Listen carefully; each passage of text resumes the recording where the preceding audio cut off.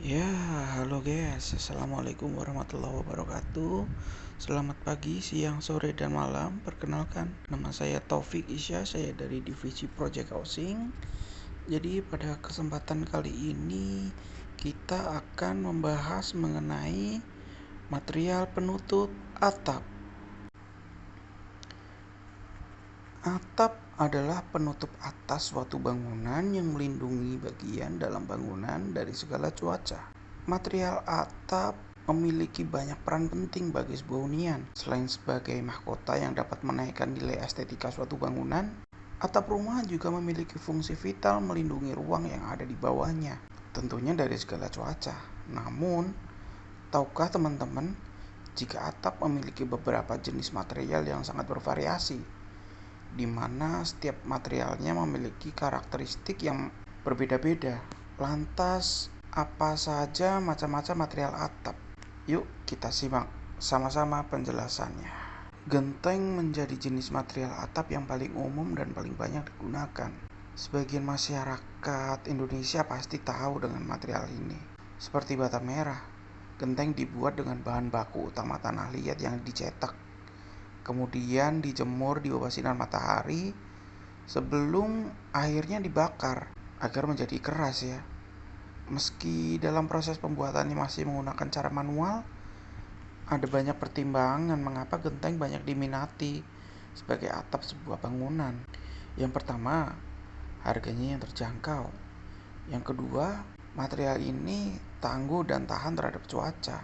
Tidak panas karena dapat menahan panas matahari, dan dia tahan lama mengingat bahan dasarnya dari tanah liat. Material atap yang satu ini mudah sekali berlumut, namun kelemahan ini bisa kita atasi dengan mengecatnya terlebih dahulu sebelum dipasang. Selanjutnya, bahan material lain yang juga populer dan banyak digunakan pada rumah dan juga gedung perkantoran, yaitu genteng keramik. Serupa dengan genteng yang biasa ya, yang menggunakan tanah liat sebagai bahan utamanya, genteng keramik juga menggunakan bahan dasar yang sama. Hanya saja genteng keramik memiliki lapisan yang disebut glazur, di mana lapisan ini sama seperti lapisan yang dimiliki oleh lapisan keramik lantai. Adanya lapisan glazur ini menjadikan genteng ini tidak mudah berlumut dan tahan terhadap pembusukan. Dengan kata lain, genteng keramik tidak membutuhkan perawatan sama sekali. Kendati sama-sama terbuat dari bahan tanah liat, harga jualnya yang relatif lebih mahal dibanding tanah liat yang biasa ya. Selanjutnya, genteng berbahan silika, yaitu asbes. Selain genteng tanah liat dan keramik, asbes juga banyak digunakan sebagai atap penutup sebuah bangunan.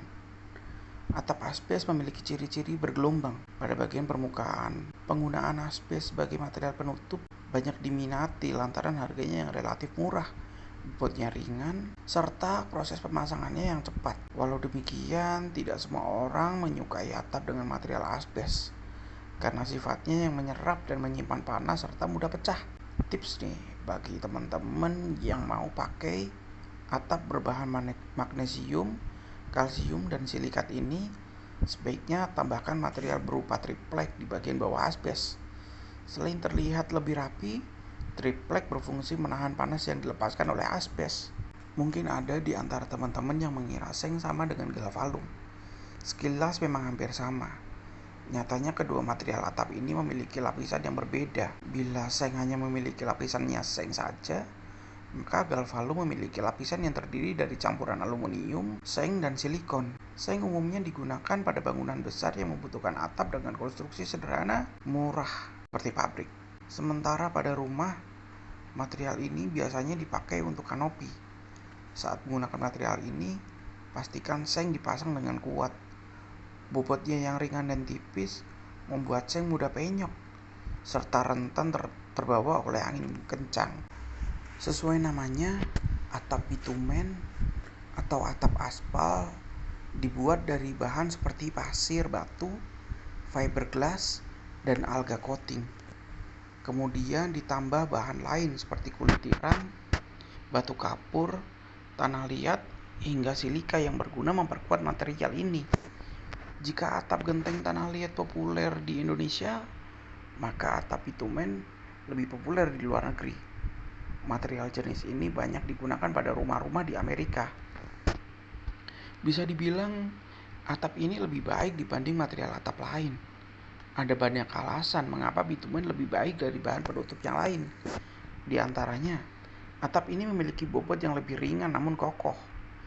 Jika dalam 1 meter persegi material atap beton atau keramik memiliki berat 50 kg hingga 60, maka berat atap aspal ini hanya 13 kg. Selain itu, atap bitumen juga dikenal fleksibel karena memiliki sifat lentur dan mudah diatur, menyesuaikan dengan bentuk bangunan.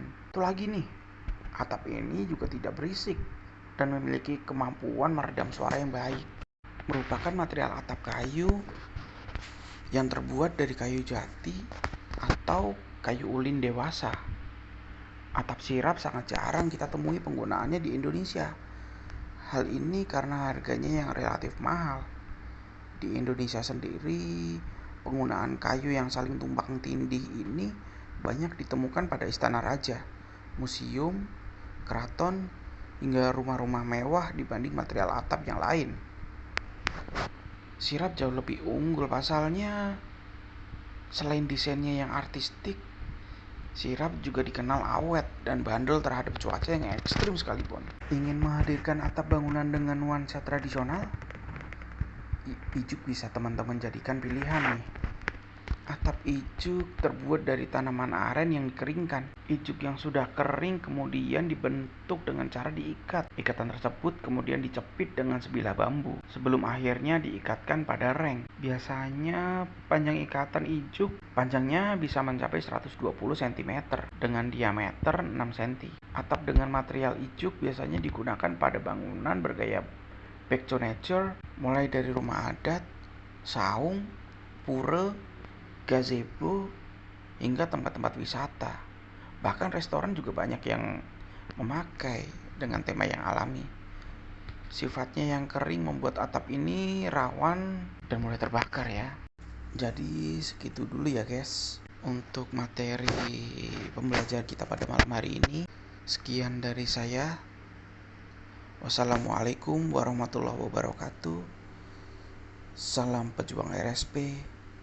Salam Rumah Ningrat.